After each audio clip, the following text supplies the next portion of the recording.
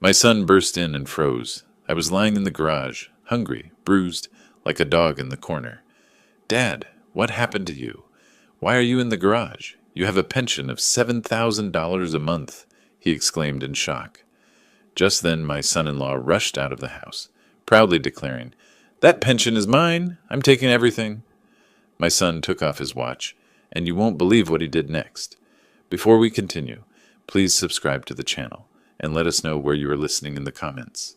The cold concrete pressed through the thin mattress into my spine. I opened my eyes to dim light filtering through the garage window, dust particles floating in the single shaft of August sun. 68 years old, 40 years as a Philadelphia firefighter, and I was waking up like a dog in my own garage. My left shoulder throbbed where Wesley had shoved me yesterday. Not hard enough to break anything, he was careful about that, but enough to remind me who was in control. I pushed myself up, joints cracking, and wrapped the scratchy blanket around my shoulders. Through the small window that faced the kitchen, I could see them. Wesley, broad-shouldered and comfortable, sat at my dining table eating scrambled eggs from my plates. Gertrude beside him, her blonde hair pulled back, eyes fixed on her coffee mug like it held answers she didn't want to find anywhere else. My daughter, my little girl who used to climb into my lap after nightmares, who'd begged me to read just one more story.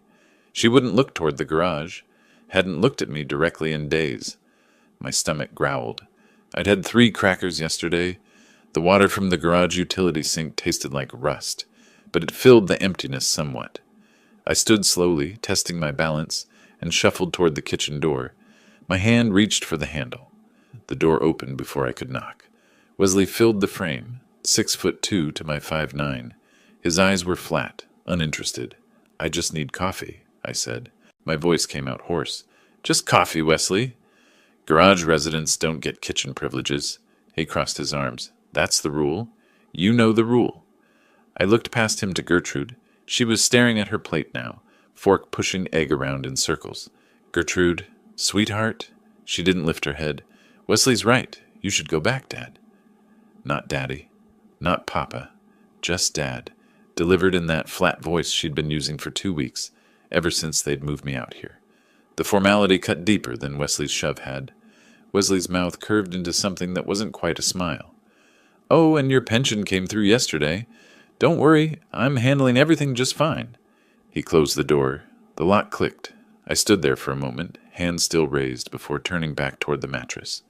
My fingers clenched into fists, then released. Clenched again. The anger was there, small but bright, like an ember buried in ash. The flip phone sat on the concrete floor beside my pillow. I'd kept it for emergencies after my smartphone disappeared 10 days ago. Wesley said he'd taken it to pay the phone bill. I picked it up with shaking hands and checked the text notification from the bank, the automated system I'd set up months ago, back when I still controlled my own accounts. Withdrawal, $7,000. New balance, $147.23. $7,000. My entire pension payment. Gone. I sat on the mattress and stared at the screen until the numbers blurred. On the wall across from me, my old firefighter uniform hung from a nail. The dark blue fabric, the badge that caught the weak light. The patches from Station 19, where I'd worked my last 15 years. That uniform had seen smoke and flame, had been soaked in water from broken hydrants, had smelled like ash and sweat and courage. Now it watched me sleep on a garage floor. I'd trusted Wesley. That was my first mistake. 3 months ago, when he'd offered to help with my finances, I thought he was being kind, responsible, a good son-in-law helping his retired father-in-law manage the bills. I'd signed the papers without reading them carefully. Gertrude had smiled and called me a good dad. Wesley had shaken my hand. The trap had already closed. I just hadn't felt it yet. Through the window, I watched Wesley laugh at something on the television, my television, in my living room. He'd rearranged the furniture last week, pushed my recliner into a corner, and replaced it with a leather sofa I'd never seen before. Charged to my credit card, probably. Everything was charged to my accounts now. I looked down at the flip phone again. Daniel's number was the only one programmed in. My son living 2 hours away in Harrisburg with his wife and kids. I hadn't spoken to him in 3 months. Wesley had taken my smartphone before I could call him, and this old flip had no credit left. The automated voice had made that clear yesterday when I'd tried. Insufficient credit. Please add funds to make this call. But I had no funds. Wesley had everything. I set the phone down and walked back to the window. My reflection stared back at me from the glass. Thinner than I used to be. Gray stubble on my jaw. Bruises yellowing on my shoulder. An old man. A defeated man. Except something in my chest had shifted. The ember was spreading.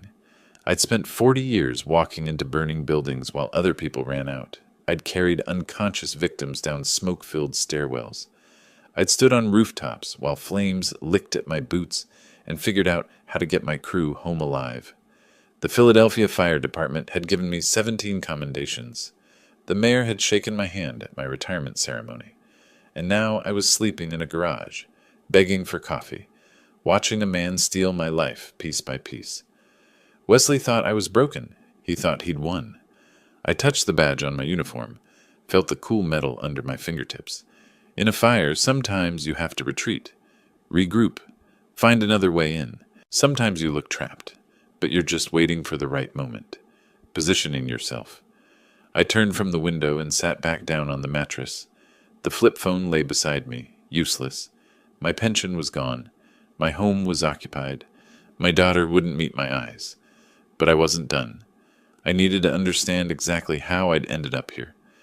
When had the trap closed? Where had I missed the warning signs? I closed my eyes and forced myself to remember, step by careful step, how a respected firefighter had become a prisoner in his own garage. The memories came slowly, painfully, but they came. I sat on that mattress for a long time, forcing myself to trace back through the months. My hands gripped the edge of the thin fabric until my knuckles went white. The truth was there, waiting. I just had to stop being afraid of it. 6 months ago, everything had been normal. I'd been living alone since Martha died 4 years back, managing fine. The pension covered everything, mortgage paid off, bills manageable, even some left over for the grandkids' birthday gifts. Then Gertrude called. She and Wesley had lost their apartment. Something about unpaid rent, a dispute with the landlord. Could they stay with me? Just temporarily, just until they got back on their feet. I'd said yes immediately. She was my daughter. What else would I do? They'd moved in with 2 suitcases and a lot of promises. Wesley would find work soon. Gertrude was applying for office jobs. They'd be out in 2 months, 3 at most. I'd set them up in the guest room and spare bedroom, told them to make themselves comfortable. Wesley had started talking about finances within a week. The memory came into focus now, sharp as broken glass. 3 months ago, June. We'd been sitting at the kitchen table after dinner. Gertrude was washing dishes, humming something. Wesley had a folder of papers printed from the computer I'd let him use. "Ambrose," he'd said, friendly, helpful. "I've been thinking, you're managing a lot here. Bills, insurance, the pension payments. What if I helped? Took some of that burden off your shoulders?" I'd been tired. I'd spent the afternoon pulling weeds in the heat. "I appreciate it, Wesley, but I've got it under control." "I know you do." He'd opened the folder. "But what if something happens? What if you get sick or forget a payment? With power of attorney, I can handle everything. You just relax, enjoy retirement." I'd frowned at the papers. Legal language, dense paragraphs. "Power of attorney? That sounds serious." "It's standard. Limited power of attorney, just for banking convenience." He'd clicked a pen, positioned it on the first signature line. "You keep control of everything important." Gertrude had come over then, set a cup of coffee beside me, kissed my cheek. "Dad, Wesley's good with finances. It'll be easier for everyone." "You're sure this is standard? For family helping family?" "Absolutely," Wesley had smiled. "My uncle did the same thing with my grandfather. Made everything smoother." I'd signed. 3 pages, 6 signature lines, initials in 4 places. Wesley had pointed to each spot, and I had signed without reading the fine print. Why would I need to? He was family. The trap was set. For a while, nothing changed. Bills got paid. My pension arrived like always. Wesley said he'd moved everything to a joint account for easier management, but I had access. If I needed cash, I could ask. No problem. 6 weeks passed before I noticed. The memories shifted forward. Late July. I'd been opening mail at the kitchen table, mostly junk, some catalogs. Then the bank statement. I'd opened it out of habit and stared at the balance. $347. That couldn't be right. My pension was $7,000 a month. Even with bills, there should have been thousands left. I'd called the bank. The woman on the phone had been polite, patient. Yes, Mr. Russell, your pension is being directly deposited. No, not to this account anymore. It's auto-transferring to a different account, the joint account ending in 4792. Set up 2 months ago. I'd found Wesley in the living room watching television. Wesley, I need to talk to you about the bank accounts. He'd barely looked up. What about them? My pension. It's going to some other account. The woman at the bank said joint account. Oh, that's the one I set up. More efficient. He'd reached for the remote, changed the channel. Don't worry about it. But I need access to... You have access. I'll give you cash as needed. He'd glanced at me then, and something in his eyes had been different, harder. It's better this way, Ambrose. Trust me. The alarm bells had started then. Quiet at first, but there. I'd started watching more carefully after that. Noticed the new laptop that appeared in the spare bedroom. The expensive dinners Wesley brought home. Steaks, wine, food I couldn't afford. The leather jacket Gertrude wore, tags still attached. $300 visible on the sleeve.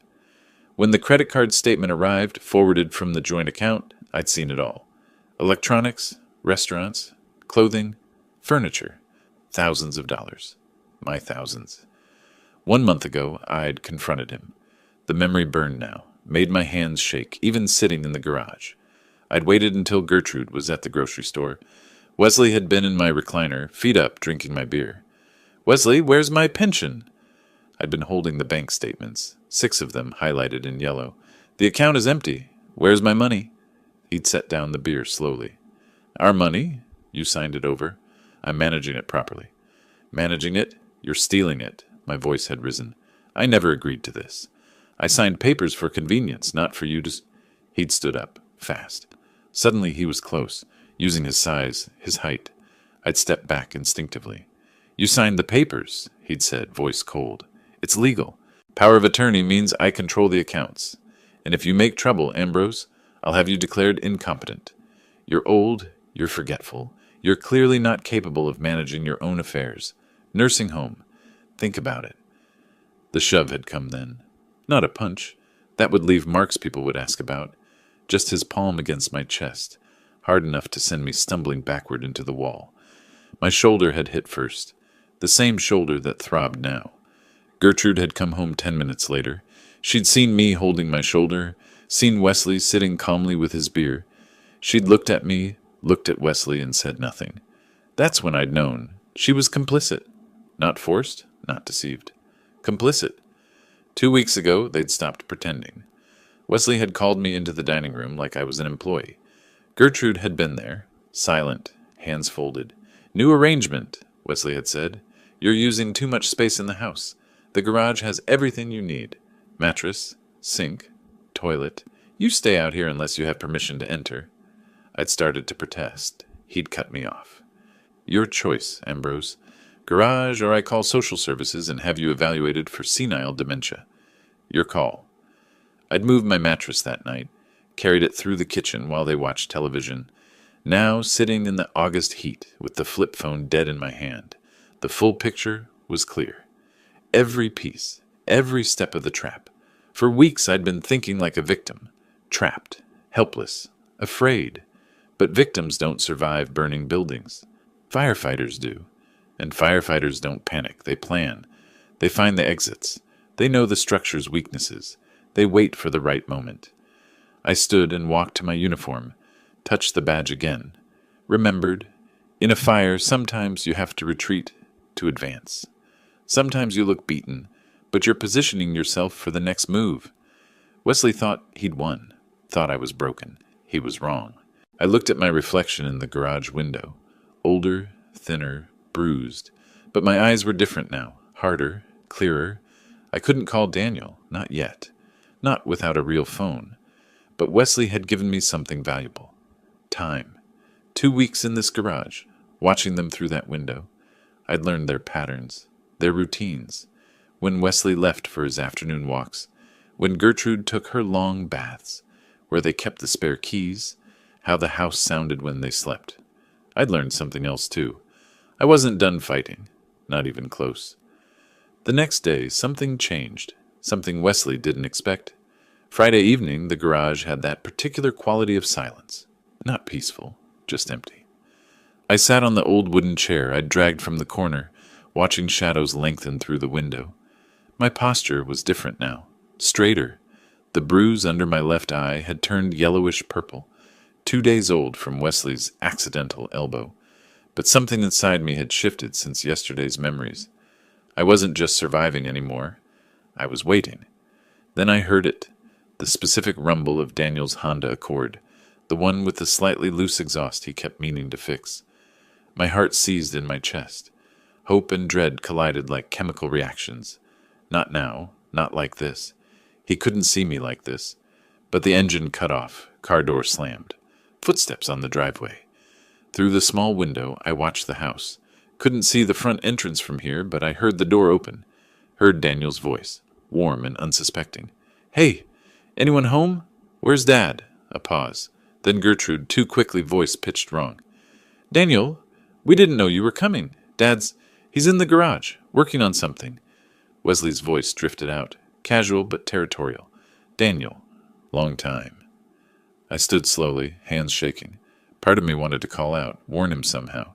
Another part wanted to hide, preserve the illusion that everything was fine, protect my son from the truth. But my legs wouldn't move either direction.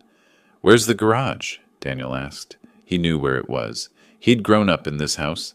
The question was a challenge. Footsteps approached. The garage door swung open. Light from the house flooded in, and Daniel's silhouette filled the doorway.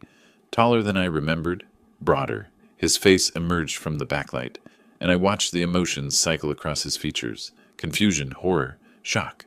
His eyes found mine, then tracked down to the bruise, the mattress on the concrete, the single thin blanket. "Dad?" His voice cracked slightly.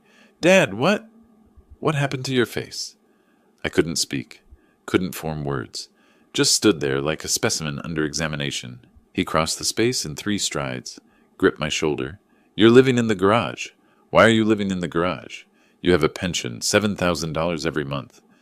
"Daniel," my throat was dry. "You shouldn't have come." $7,000, Dad? Where is it?" "It's complicated, son." Wesley appeared in the doorway then, chest puffed, filling the frame with his bulk. That smug expression I'd come to know so well. "Not complicated at all," Wesley said. "That pension belongs to me now. I control everything. Your father signed the papers." Daniel turned slowly, stood to his full height. "Excuse me?" "Power of attorney, all legal." Wesley stepped into the garage like he owned it, which, in his mind, he did. He signed it over. "The money's mine, the house is mine. Well, it will be. And this?" He gestured at the mattress, at me. "This is where he lives now. House rules." From the doorway, Gertrude's voice came weakly. "Wesley, maybe we should—" "Shut up, Gertrude." Wesley didn't even look at her. "Your brother needs to understand how things work here." Daniel's jaw tightened. His hand moved to his wrist, to the watch there. An Omega, stainless steel catching the light. I'd seen it before, Christmas 2 years ago. He'd been proud of it. Company gift for hitting targets 3 years running. He unclasped it. The click was loud in the silence. Waited in his palm for a moment, then set it down on the dusty workbench with deliberate precision. "This watch is an Omega," Daniel said, each word measured and cold. "Company gave it to me for hitting targets 3 years running, worth about $8,000. He looked at Wesley. "Take it." Wesley blinked. "What?" "Take the watch. Take it and walk out of this house right now, before I make a phone call you won't like." The watch sat between them on the workbench. $8,000 in stainless steel and craftsmanship, sitting on sawdust and old oil stains. Wesley stared at it, then at Daniel, then at the watch again. His face went through calculations. Greed, suspicion, anger. Behind him, Gertrude had gone pale, one hand pressed to the doorframe for balance. "Take it," Daniel repeated. "Last chance." Wesley's mouth curved into that smile again, the one that said he'd already won. He reached down, lifted the watch, turned it over in his thick hands. "Nice watch," he said, setting it back down. "But why would I take $8,000 when I've got $7,000 coming in every month? For free?" Daniel's voice stayed level. That pension isn't yours. It is now. Power of attorney, kid. All legal. Wesley crossed his arms, confident. You want to call the cops? Go ahead. They'll tell you the same thing. Your old man signed it over. His choice. Daniel's hand slid into his pocket, pulled out his smartphone. Wesley's smile widened. Be my guest, Wesley said. They won't do anything. I've got the paperwork. The pension gets deposited into my account. This house? Once I get him declared incompetent, it'll be mine too. And he lives in the garage because those are the rules now. My rules. I watched Daniel's face. Watched something shift behind his eyes. He held the phone casually, angled away from Wesley. His thumb moved across the screen, but he didn't raise it to his ear. You're forcing him to live out here, Daniel said quietly. Not a question, a prompt. Forcing? Wesley laughed. He's free to leave any time. Find himself a nice nursing home. State-run facility for incompetent seniors. That's his other option. And you're spending his pension. My pension now, legally transferred. Like I said, paperwork's all in order. Gertrude made a sound from the doorway, almost a whimper. Wesley, maybe we should just... Daniel didn't look at her. His voice went cold. Don't. Not one word, Gertrude. Danny, you don't understand. We needed... I'll talk to you later. Daniel's eyes never left Wesley. Right now, I'm getting Dad out of here. Wesley stepped forward. He's not going anywhere. This is his home.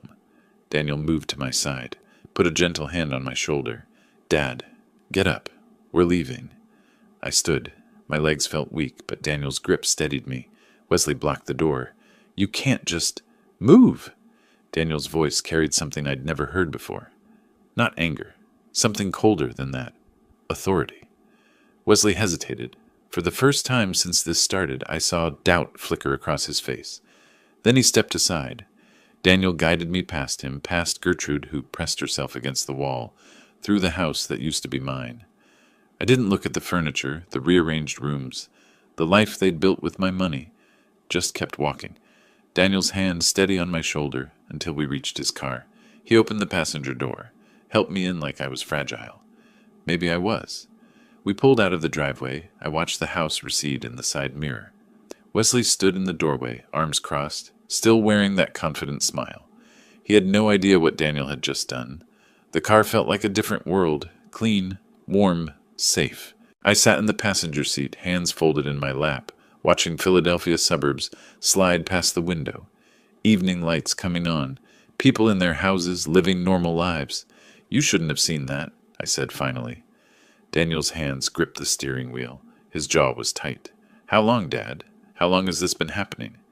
3 months since the papers. 2 weeks in the garage. The bruise? I touched my eye without thinking. 2 days ago. He gets angry when I ask questions about the money. The muscles in Daniel's jaw worked. He said nothing else until we pulled into a Holiday Inn Express parking lot. Got out, came around, opened my door like I might break if handled roughly. We walked to the lobby together. He paid with a corporate credit card, told the desk clerk, visiting family. Got 2 key cards. The elevator ride was silent. The hallway was silent. He unlocked room 214, held the door. 2 beds, clean white linens, television, bathroom with actual hot water. I stood in the middle of the room and felt something crack inside my chest. Sit down, Dad. Daniel pulled out the desk chair. I'm ordering dinner. He called room service. Ordered more food than 2 people could eat. Steak, baked potato, green beans, salad, bread, soup. When I started to protest the cost, he just shook his head. The food arrived 20 minutes later. Daniel set it out on the desk, handed me a fork and knife. I looked at the steak. Thick, properly cooked, steam rising, and my hands started shaking. When did you last eat? Daniel asked quietly. Yesterday. 3 crackers. He watched me cut the first piece, watched me chew slowly, carefully, like someone who'd forgotten what full felt like. Didn't say anything, just watched, with an expression that made my chest hurt worse than hunger ever had. I ate half the steak before I had to stop. My stomach had shrunk. Daniel wrapped the rest, put it in the mini fridge for later. Then he pulled out a legal pad from his laptop bag, clicked a pen, sat across from me with the methodical air of someone starting a project debrief. Tell me everything, he said, from the beginning. When did Wesley first suggest the power of attorney? So I told him. May, early May, Wesley's friendly offer. The papers at the kitchen table. Gertrude's encouraging smile. My signature on documents I barely read. Daniel took notes, asked specific questions. Dates, amounts, exact wording of conversations. He approached it like a logistics problem. Gather data, identify patterns, find vulnerabilities. The exact wording, he said. Did Wesley say limited power of attorney? Yes, limited to banking. He said I'd keep control of everything else. But he redirected the pension? All of it. $7,500 a month for 3 months. $22,500. Daniel wrote the number down, circled it. Has he threatened you? Besides the physical nursing home. Says he'll have me declared senile, incompetent. Says I'll die in a state facility. The pen stopped moving. Daniel looked up. Something dangerous flickered behind his eyes, then disappeared back into professional calm. This is elder financial abuse, he said. Pennsylvania has specific laws, and a legal eviction. You own that house, right? Paid off 15 years ago. Deeds in my name. Then he committed a crime. Multiple crimes. I shook my head. He has the legal papers, Daniel. He said, papers obtained under duress aren't valid, and financial exploitation of an elderly person is a felony in Pennsylvania. Daniel flipped to a new page. We need a lawyer, specialized in elder law. I can't afford? I can. He met my eyes. Dad, this is what I do. Solve complex logistics problems. This is just another system to analyze. And Wesley made a mistake tonight. What mistake? His mouth curved slightly, not quite a smile. He confessed. Everything. On recording. I stared at him. You recorded him? He pulled out his phone, tapped the screen. Wesley's voice filled the room. That pension belongs to me now. I control everything. Your father signed the papers. The pension gets deposited into my account. This house, once I get him declared incompetent, it'll be mine too. And he lives in the garage because those are the rules now. My rules? Daniel stopped the playback. Pennsylvania is a one-party consent state, completely legal to record conversations you're part of. He confessed to financial control, illegal eviction, physical intimidation. That recording is evidence. For the first time in months, I felt something like hope. We talked until midnight.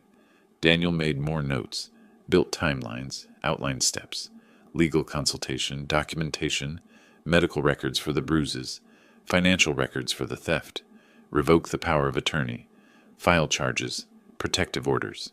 He broke it down like a project plan. Objectives, resources, timeline, obstacles. Watching him work, I saw the successful man he'd become. Systematic, thorough, unshakable. Finally, exhausted, we both lay down in our separate beds. The room went dark. I heard Daniel breathing in the other bed, awake like I was. Thank you, I said into the darkness. We're going to fix this, Dad. All of it. I believed him. Morning came too soon. Daniel's alarm went off at 6. He showered, packed, checked us out by 7. We stood in the parking lot beside his car, neither quite ready to say goodbye. I have to go back to Boston, he said. Work. But I'll be back Friday. 1 week. I nodded. And I go back to the garage. His face twisted. Dad, you can stay here. I'll pay for the room all week. You don't have to... No. I put a hand on his arm. I go back. If I disappear, Wesley might do something unpredictable. Destroy evidence. Run. But if I'm there in the garage, he'll think he won. He'll think you gave up. You're sure? 40 years in fires taught me something. Sometimes you have to go back into the smoke to get what you need. I'll be okay for 1 week, and I'll be watching him, learning his patterns. Daniel pulled something from his pocket. A phone. Small. Basic. Burner phone. My number's programmed in. If anything happens, anything, you call me. I took it. Where do I hide it? Somewhere he won't think to look. I thought of my firefighter jacket. The inside lining had a small tear. Perfect. Daniel hugged me, held on longer than necessary. 1 week, Dad, I promise. I know. I watched him drive away, stood in that parking lot until his car disappeared around the corner. Then I walked back toward the house, toward the garage. My steps were steady. Wesley and Gertrude were watching from the living room window when I arrived. I saw the curtain move, saw Wesley's face, that satisfied smirk back in place. He thought I'd tried to escape and failed. thought Daniel had abandoned me. He was wrong about both. I walked into the garage, lay down on the mattress, stared at the ceiling, slid my hand into my pocket and felt the burner phone there. Small, solid, real. 1 week, I could survive 1 week. I'd survived worse. And this time, I wasn't surviving alone. Daniel texted when he got back to Boston. Made it. Starting lawyer research tomorrow. Hang tight. Sunday, another text. Found 3 elder law specialists. Calling Monday. Daily check-ins after that. Short messages, but each one a lifeline. Wesley noticed I was calmer. It bothered him. Monday, he searched the garage while I was using the house bathroom, a privilege granted 10 minutes a day. I watched from the window afterward as he pawed through my few belongings, looking for money, for a phone, for whatever Daniel might have left. He found nothing. The burner was inside my firefighter jacket's lining. 40 years of emergency preparedness pays off. You learn to hide things where no one thinks to look. By Wednesday, Wesley was suspicious, kept watching me through the kitchen window, trying to understand why I wasn't begging anymore, why I wasn't pleading. By Thursday, he was paranoid. Friday, the day Daniel was supposed to return, couldn't come fast enough. Monday morning, I woke before dawn. Old firefighter habit. Internal alarm clock never quite shuts off. The garage was dark and cold. I reached into my jacket lining where the phone sat hidden. My hands didn't shake anymore. I had work to do. Daniel had called Sunday night from Boston. Brief, careful. Dad, document everything. Photos, dates, amounts. The lawyer needs evidence. So that's what I did. I photographed the mattress first, then the concrete floor, the lack of insulation, the single blanket that did nothing against the chill, the utility sink with rust stains, the view from my window toward the house where Wesley and Gertrude lived their comfortable life on my money. In a dusty corner, I found an old contractor's notebook, spiral-bound, half the pages still blank. I started writing. May 8th, Wesley suggested power of attorney, said just for convenience. May 10th, signed papers at kitchen table, Gertrude present, reassuring. June 15th, discovered pension redirected to joint account, $75 on $100 missing. The dates came easier than I expected. Firefighter training again. We logged everything, every call, every incident. Turned out financial abuse had the same structure as any other emergency. Timeline, evidence, witnesses. Through the garage window, I watched Tuesday unfold. A delivery truck pulled up around noon. 2 men wrestled a massive box toward the front door. 70-inch television, the logo visible even from my vantage point. Wesley directed them like a homeowner. Proprietary gestures, satisfied smile. I photographed it through the window. Wasn't perfect quality, but good enough. Timestamp, clear image. Later that afternoon, the SUV appeared. Brand new Ford Explorer, gleaming black, temporary dealer tags visible. Wesley and Gertrude walked around it, admiring. He'd bought it without selling the old sedan. Just added a second vehicle to the fleet. My fleet. My pension money. $28,000 of my retirement, and counting. I took more photos. The SUV from multiple angles. Wesley loading grocery bags from the trunk. Expensive whiskey bottles visible. Premium labels I recognized from my own better days. Tuesday night, Daniel called. The lawyer's name is Sandra Mitchell. Specializes in elder law. We're meeting Wednesday at 3. Coffee shop on Broad Street. That little independent place near the library. Can you get there? I'll tell Wesley I'm taking a walk. Be careful, Dad. Wednesday morning, Wesley was watching me. I felt his eyes through the kitchen window as I sat on the garage chair, pretending to read an old magazine I'd found. Around 2, I stood, stretched, made a show of needing movement. Going for a walk, I called toward the house. Get some air. No response. Just that feeling of being watched. I walked 6 blocks to the coffee shop. The world outside my garage felt strange. Normal people doing normal things, buying coffee, laughing at phones, living lives that didn't include sleeping on concrete floors. Daniel was already there, corner booth. The woman beside him was mid-50s, professional gray suit, leather briefcase on the table. She stood when I approached, extended her hand. Mr. Russell, I'm Sandra Mitchell. Daniel's told me about your situation. Before we begin, I need to hear it directly from you. Everything that's happened. I sat, took a breath.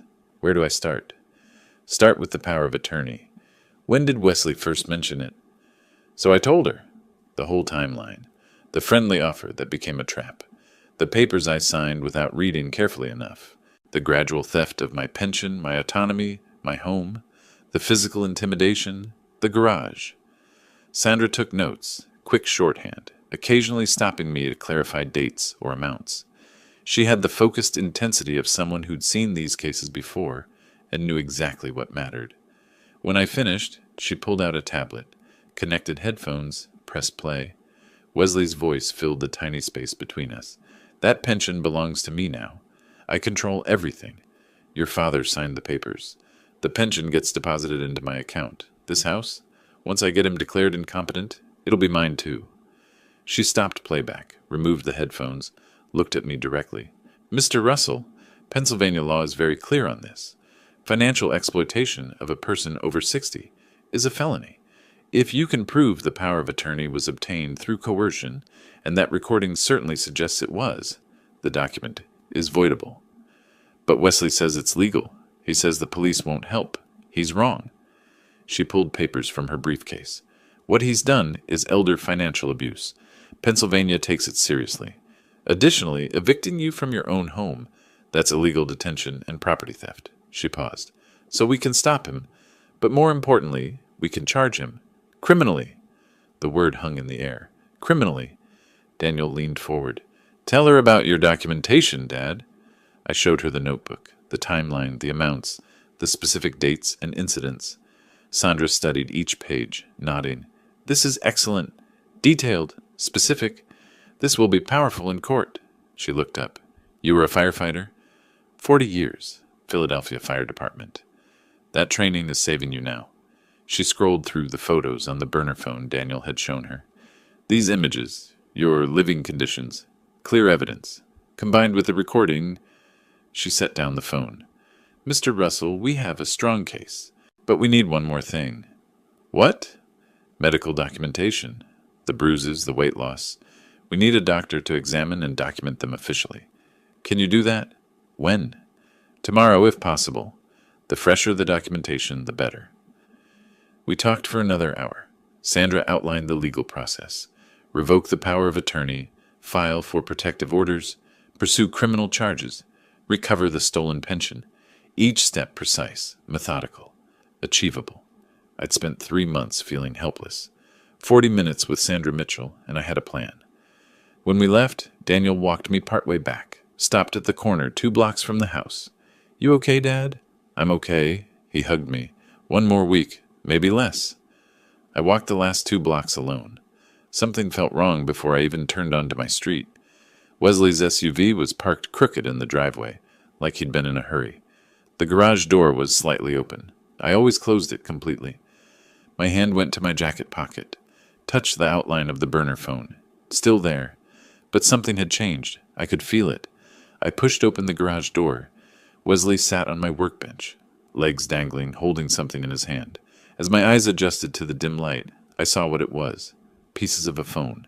A phone just like the one in my pocket. My hand flew to my jacket. The pocket was empty. The lining torn open. He'd found it. My mattress was overturned. The firefighter jacket lay crumpled on the concrete, its interior lining ripped. My few belongings scattered across the floor. He'd torn the place apart. Wesley held up the shattered phone, screen dangling in fragments. His smile was triumphant. What's this, Ambrose? Where'd you get a phone? I made my voice small, submissive. Daniel gave it to me, just to call him sometimes. Daniel gave it to you. Daniel who took you away last week. Daniel who thinks he can interfere. He slid off the workbench, used his height to tower over me. Who have you been talking to? Just Daniel, I swear, just my son. Liar! He stepped closer. You've been leaving the garage every day. Where do you go? Walks, just walks, to get air. He threw the phone pieces at my feet. Plastic and glass scattered across concrete. You think I'm stupid? You think I don't notice things? My heart hammered, but my mind stayed clear. The phone was a decoy. The real evidence was already with Sandra. The photos were sent Tuesday. The timeline was in Daniel's email Monday night. This phone? Let him think he found the threat. You want to know something funny, old man? Wesley's voice dropped lower. More dangerous.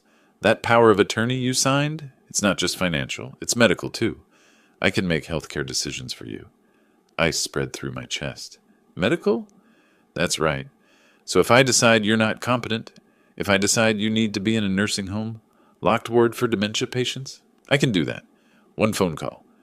From the doorway, Gertrude's voice came quietly. Wesley? Shut up, Gertrude. He didn't turn. Your father needs to understand his position. I looked at my daughter, met her eyes. Silent plea. Stop him. Help me. You're my daughter. She looked away. That was when I knew. Completely. She'd chosen Wesley over me. Not passively. Actively. Please. I let my voice shake. Not all acting. The medical threat was real. Terrifying. I'm sorry. I won't cause trouble. You're right. You won't. Wesley picked up my jacket, examined the torn lining. No more phones, no more walks without permission, and no more dinner tonight. You need to learn. He walked out. Gertrude followed without looking back.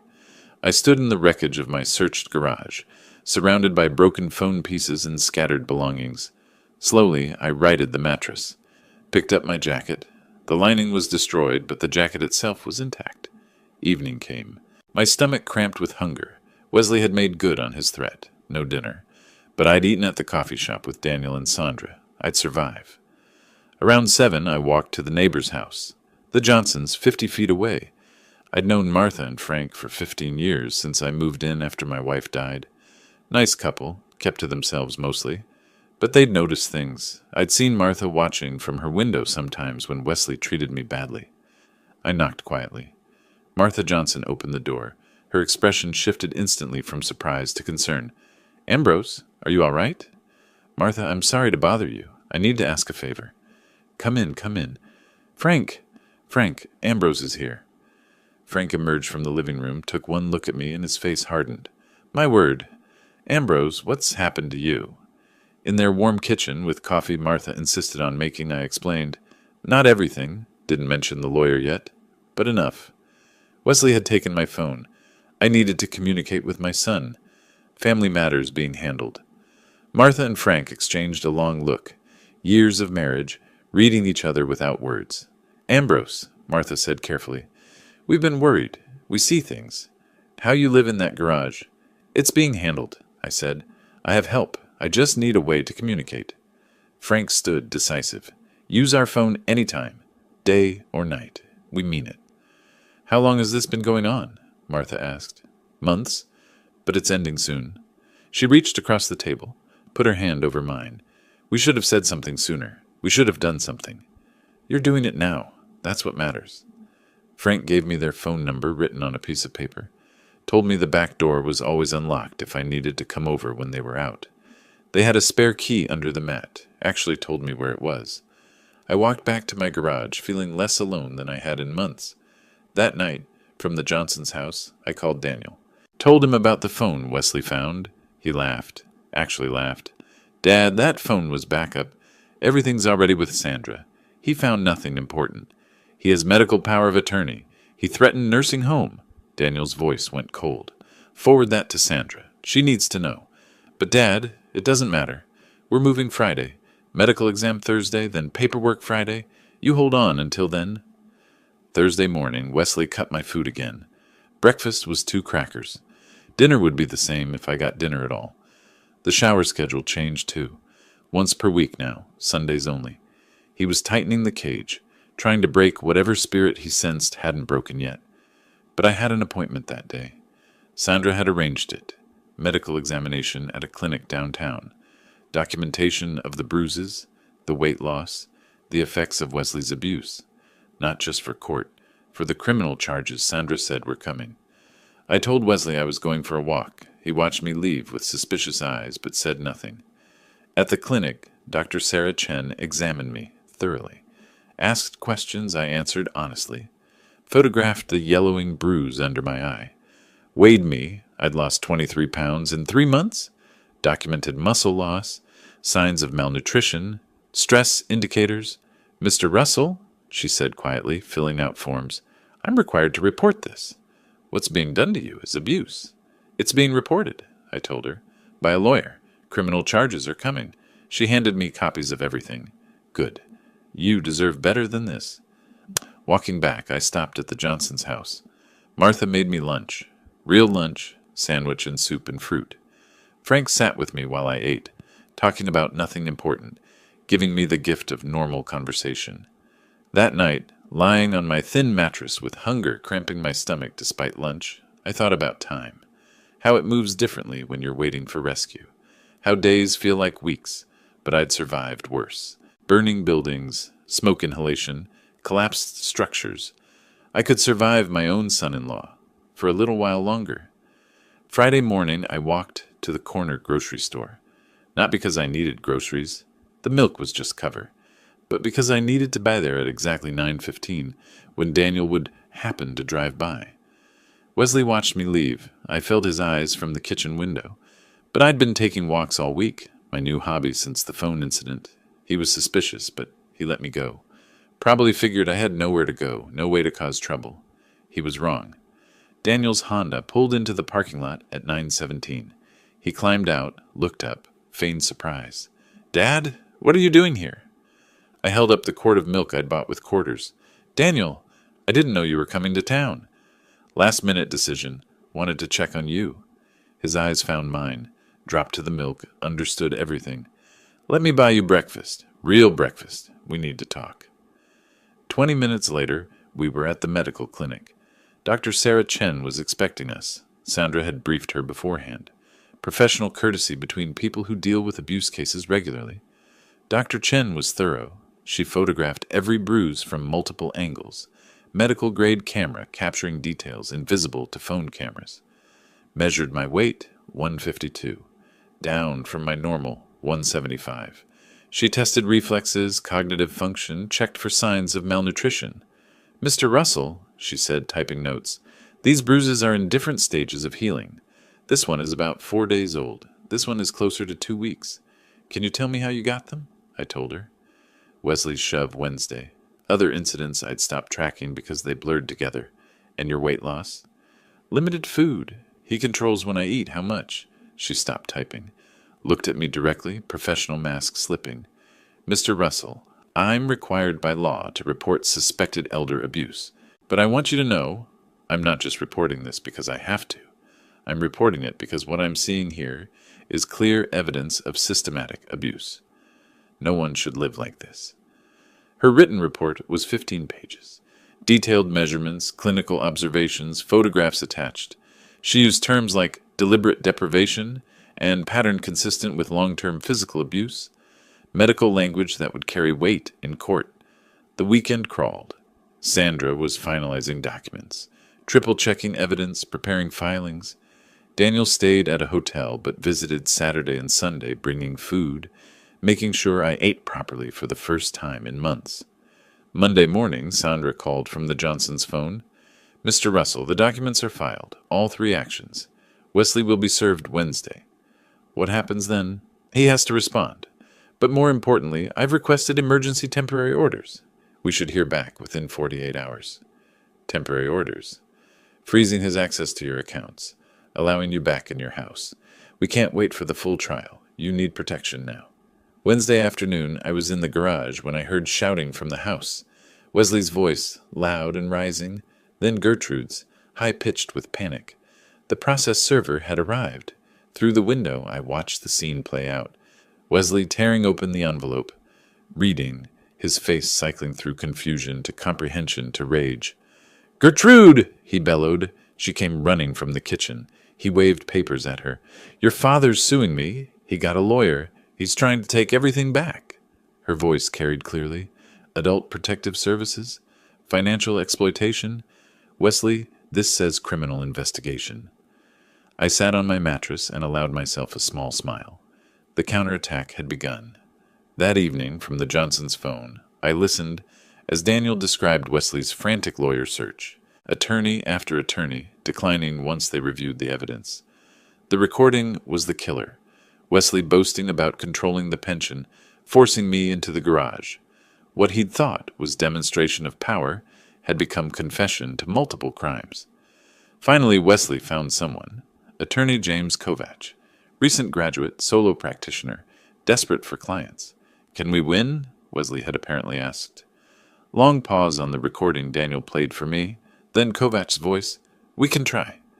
Even his own lawyer knew they were doomed. Thursday morning I woke to my phone, the Johnsons' landline, which I'd been keeping in the garage overnight with their permission. Sandra's voice was crisp, professional, excited. Emergency orders granted. As of now, Wesley's financial access is frozen. And Mr. Russell, you have the right to move back into your house. Today. I sat on the thin mattress one last time, looked around the garage that had been my prison for 3 weeks, the concrete floor, the single bulb, the window through which I'd watched my life being stolen. Then I stood, gathered my few possessions into a plastic bag, and walked to the front door. Wesley was in the living room, watching. I'm moving back inside, I said. Guest bedroom. He stood. You can't just... I held up the printed court order Daniel had emailed to the Johnsons. Court order says I can. Section 2, paragraph 3. Read it if you want. His voice went dangerous. You're making a mistake, old man. I met his eyes. No fear anymore, just cold certainty. The only mistake I made was trusting you. That won't happen again. I walked past him to the guest bedroom, closed the door, turned the lock. The click of that lock was the sweetest sound I'd heard in months. Thursday morning, 10:15, Teresa Williams pulled into the driveway in a county vehicle marked Adult Protective Services. I watched from my new window, the guest bedroom window, not the garage, as Wesley straightened his shirt, arranged his face into a welcoming expression, and opened the front door before she could knock. Good morning. You must be Ms. Williams. Welcome, welcome. We're so glad you're here to clear up this misunderstanding. I'd seen enough performances in my firefighting career, people lying to investigators after arson, claiming electrical fires when they'd torched their own businesses for insurance. Wesley sounded exactly like that. Too helpful, too smooth. Teresa Williams, carrying a tablet and professional camera, didn't smile back. I'm Teresa Williams from Adult Protective Services. We received a complaint regarding the living situation here. I need to interview everyone in the household and inspect the premises. Gertrude appeared, nervous energy radiating. Can I get you coffee? Water? We want to help however we can. Teresa ignored the hospitality offer. Let's begin with the garage. I understand Mr. Russell has been staying there? Wesley's performance stumbled. He wanted privacy, independence. We offered him a bedroom, but he preferred... Show me. They walked to the garage. I stayed in my room, listening through the wall. Heard Teresa's camera clicking. Heard her voice, cool and professional. There's no heat source, no bathroom, one mattress on concrete. You expect me to believe a 68-year-old man chose this over a bedroom in the house? He's stubborn. You know how elderly people can be. I know how elder abuse presents, Mr. Matthews, and this looks exactly like it. The kitchen table interview came next. Wesley and Gertrude were sent to the living room. Teresa knocked on my door. Mr. Russell, I need to speak with you privately. We sat across from each other. She set her tablet between us, started recording. Mr. Russell, I need you to be completely honest with me. Are you afraid of Wesley? Yes. Has he physically harmed you? Yes, multiple times. The most recent was last week. I touched the fading bruise under my eye. There have been others. Did you choose to live in the garage? No. He forced me out there 3 weeks ago. Said it was the new rule. I own this house. Paid it off 15 years ago. But he has power of attorney. He controls my pension. He controls everything. I paused. Controlled. Past tense now. She wrote rapidly. The power of attorney. Did you sign it willingly? He pressured me. Threatened to put me in a nursing home if I didn't cooperate. I was afraid. 20 minutes of questions. I answered each one with facts, dates, specific incidents. No embellishment necessary. The truth was damning enough. After my interview, Teresa spoke with Wesley and Gertrude separately. Their stories were too coordinated, too rehearsed. I heard fragments through the walls, phrases that sounded scripted, explanations that contradicted my timeline.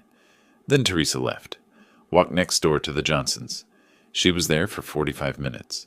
When she came back, her professional mask had cracks in it, controlled anger simmering beneath. She took more photographs of the garage, measurements, notes. Then she left without saying goodbye to Wesley.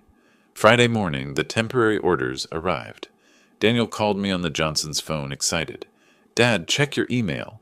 Sandra sent you the court order." I was at the Johnsons' computer, read the document slowly. Wesley Matthews is hereby enjoined from accessing any financial accounts belonging to Ambrose Russell. Does that mean? It means he can't touch your money, not a dollar. And look at Section 2. Ambrose Russell is granted immediate right to reside in his primary residence. I was already inside, but the order made it official, legal, uncontestable. What about Wesley? He can't stop you. If he tries, he's in contempt of court. That evening, Gertrude knocked on my door. Her face was blotchy from crying. "Dad, can we talk?" "What do you want, Gertrude? How could you do this? We're your family. We took you in when—" I opened the door wider, looked at my daughter, this woman who'd watched her husband abuse me for months, and said nothing. "You took me in? This is my house, Gertrude. I own it. And you didn't take me in. You stole from me, starved me, and forced me to sleep in a garage. It wasn't like that. Wesley was just trying to help manage things. Family doesn't do what you did. Family doesn't stand by while their father is abused. You made your choice, Gertrude. You chose him over me. Now live with that choice. I'm still your daughter." I closed the door. "Then you should have acted like it." The weekend passed in cold silence. Wesley barely left his room. Gertrude cried through the walls. I stayed in the guest room, door locked, eating food Daniel brought, regaining strength. Sandra called Sunday afternoon. The final hearing is Friday. 1 week. Judge Morrison will hear both sides and make permanent rulings on the power of attorney, financial restitution, and housing. The APS report will be part of the record. What about criminal charges? Teresa's recommending prosecution. The district attorney will decide after the civil hearing. Monday, Tuesday, Wednesday. Each day crept toward Friday. Daniel arrived Thursday night, stayed at a hotel but came to the house early Friday morning. I walked out to his car. Wesley was watching from the living room window. I saw the curtain move. I didn't look back. "Ready, Dad?" Daniel asked. I buckled my seatbelt. The courthouse was 20 minutes away. 20 minutes until everything would be decided. "I've been ready for months," I said. "Let's finish this." Tuesday morning, Daniel parked in the courthouse visitor lot. Through the windshield, I could see the Philadelphia Court of Common Pleas building, all granite and glass, imposing in that way government buildings are designed to be. "You ready, Dad?" Daniel asked. Was I ready? Ready to face Wesley in front of a judge? Ready to have strangers examine my humiliation, my bruises, my garage mattress on a courtroom screen? "Let's go," I said. Because ready or not, this was happening, and I'd rather face it standing than hide from it beaten. Sandra was waiting outside courtroom 5, navy suit, leather briefcase, the picture of professional confidence. She shook my hand. "Good morning. How are you feeling, Mr. Russell?" "Nervous. Ready." "That's good. Nerves keep you sharp." She glanced at her watch. "The judge has allocated 2 hours for this hearing. I'll present our evidence first. Medical, photographic, financial, and audio. Kovach will try to rebut. Then she'll rule. Could be today, could be next week. But given the temporary orders, I expect a decision today." Inside, the courtroom was exactly what I expected. High ceilings, wood paneling, the judge's bench elevated like an altar of justice. Wesley sat at the defense table with Attorney Kovach, wearing an ill-fitting suit, Gertrude beside him, face pale. Wesley's eyes found mine, held them for a moment, then looked away. Judge Patricia Hendricks entered at precisely 10 o'clock. Late 60s, steel-gray hair, the kind of face that had seen everything twice and wasn't impressed either time. "Be seated. Ms. Mitchell, you may proceed with your opening statement." Sandra stood. "Thank you, Your Honor. This case is straightforward.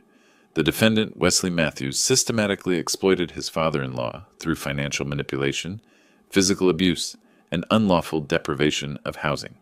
We have medical evidence, photographic evidence, financial records, witness testimony, and most damningly, an audio recording of Mr. Matthews confessing to these actions."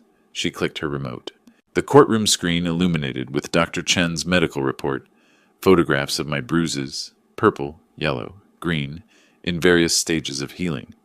The judge leaned forward, reading. Then came the garage photos. The thin mattress, the concrete floor, the single bare bulb, the utility sink, each image more damning than the last. Judge Hendricks's expression hardened. Financial records next. Bank statements highlighted in yellow. $7,500, redirected monthly. Expenditure records. $42,000 for the SUV, $3,000 for the television, hundreds for a premium alcohol. Then Sandra played the recording. Wesley's voice filled the courtroom, arrogant and clear. That pension belongs to me now. I control everything. Your father signed the papers. The money's mine, the house is mine. Well, it will be. And this is where he lives now. House rules. Silence when it ended. Heavy, damning silence. Please note that recording as Exhibit D, Judge Hendricks said. Ms. Mitchell, is that the defendant's voice? Yes, Your Honor. Recorded by Daniel Russell during a confrontation at the property. Pennsylvania is a one-party consent state. The recording is legally obtained. The judge looked at Wesley. Mr. Matthews, is that your voice? Yes. And did you make those statements? It was taken out of context. What context makes that pension belongs to me now acceptable when discussing someone else's retirement income? Wesley said nothing. Attorney Kovach tried his defense. Power of attorney was signed voluntarily. Family dispute, not abuse. Ambrose was free to leave any time. The judge's questions destroyed each argument. Mr. Matthews, you're under oath. Did you or did you not use Mr. Russell's pension funds to purchase a vehicle for your personal use? We needed transportation. A $40,000 SUV? Mr. Russell already owned a functional vehicle, correct? Yes, but did you ask his permission before spending his money? Pause. Then quietly, no. Did Mr. Russell live in the garage by his own choice? It was complicated. Space issues in a 3-bedroom house occupied by 3 people. Try again. Silence. Let me be more direct. Did you tell Mr. Russell he had to live in the garage? Very quietly. Yes. The judge sat back, studied Wesley for a long moment. I've heard sufficient evidence to make my ruling. Mr. Matthews, Ms. Matthews, please stand. They stood. Gertrude was shaking. I find that the power of attorney was obtained through coercion and threats. Even if it had been signed voluntarily, the subsequent use constitutes financial exploitation under Pennsylvania statute. The power of attorney is hereby voided in its entirety, effective immediately. She paused. Let it sink in. Furthermore, I find that Mr. Matthews misappropriated approximately $28,000 of Mr. Russell's pension funds. Restitution in that amount is ordered, payable within 90 days. Gertrude whispered something I couldn't hear. Third, regarding the housing situation, Mr. Russell is the lawful owner of the property. Mr. and Ms. Matthews are hereby ordered to vacate the premises within 48 hours. Failure to comply will result in law enforcement assistance.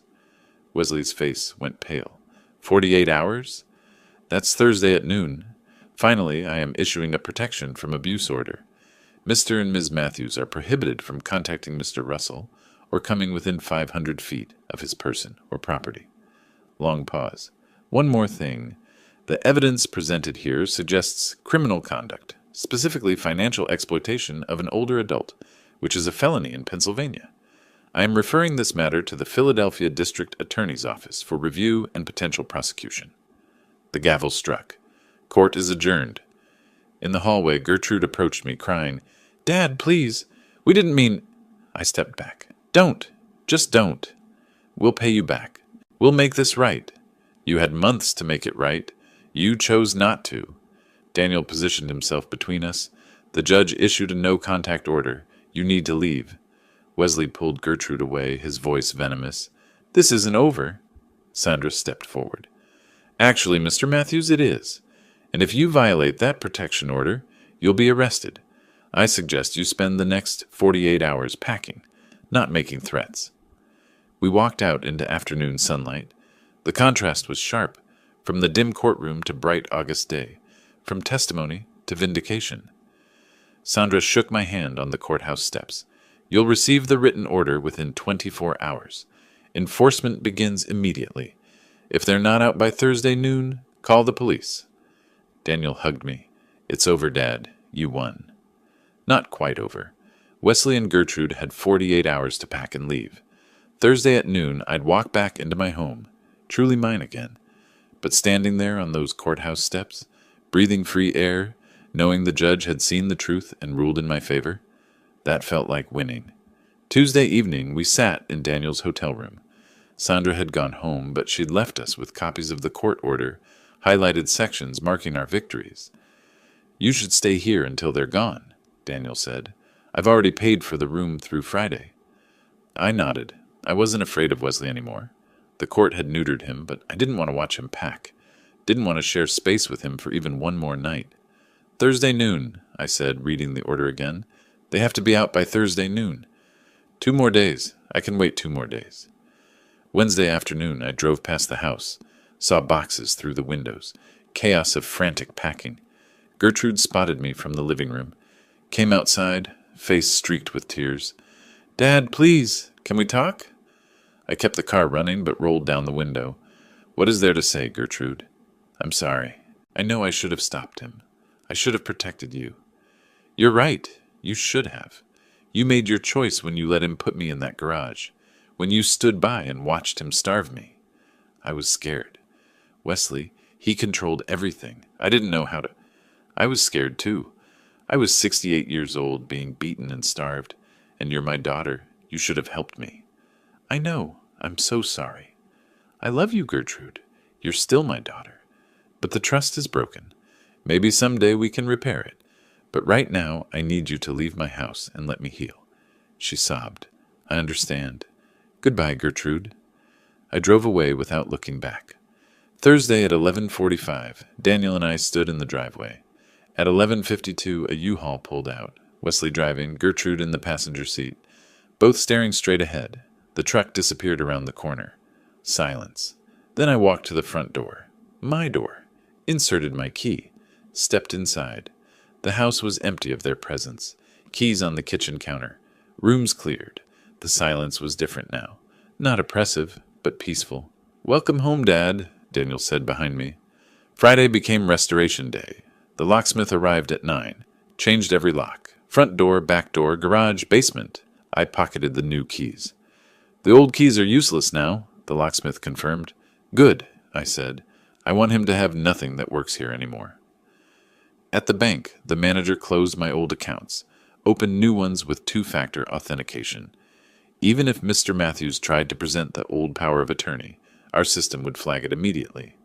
"It's really over then," I said, "from a banking perspective?" "Yes, sir. Your money is yours again."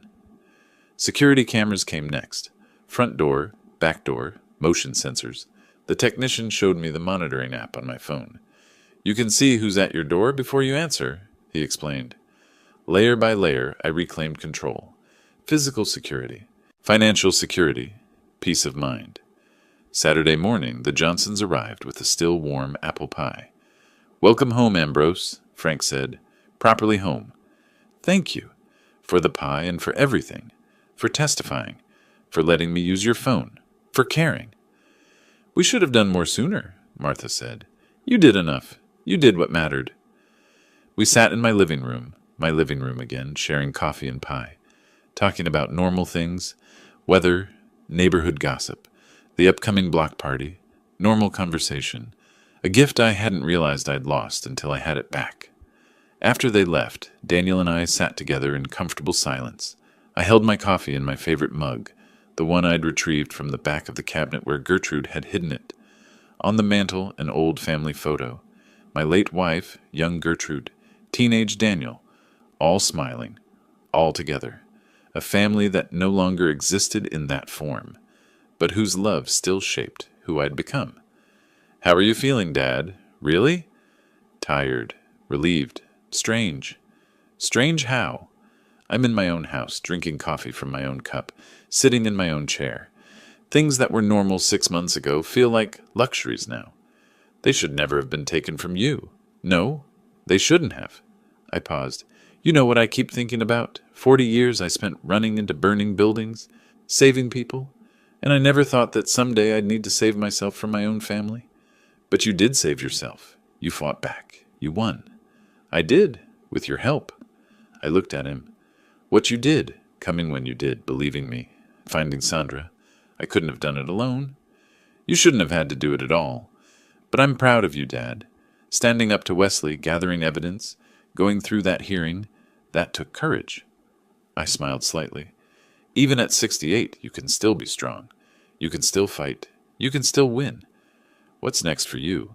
Living. Just living. In my house. With my pension. On my terms. That's enough? 1 month later, the mail brought news. First, a formal notification. Wesley Matthews charged with felony financial exploitation, facing 2 to 4 years in prison. Second, a handwritten letter. Gertrude's careful script. Dear Dad, I know this letter can't fix what I did. I know sorry isn't enough, but I need you to know. I cooperated with the prosecutors. I told them everything. They offered me probation if I testified against Wesley, and I took it.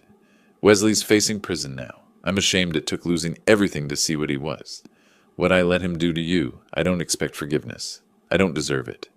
But I hope someday, maybe years from now, we might talk again. I love you, Dad. I always did. Gertrude. I read it twice, then folded it carefully and placed it in my desk drawer.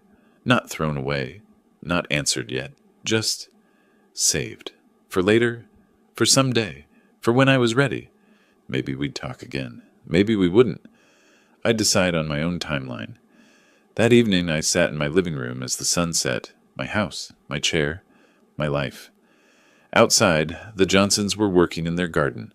A couple walked their dog past my driveway. Normal suburban evening. I'd spent 3 months in that garage. 3 months afraid, hungry, humiliated. But I'd survived. More than survived. I'd fought back and won. The pension was mine. The house was mine. The dignity was mine. And sitting there in the peaceful silence of my restored life, that was everything.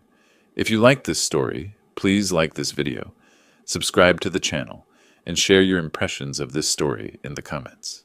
To listen to the next story, click on the box on the left. Thank you for watching.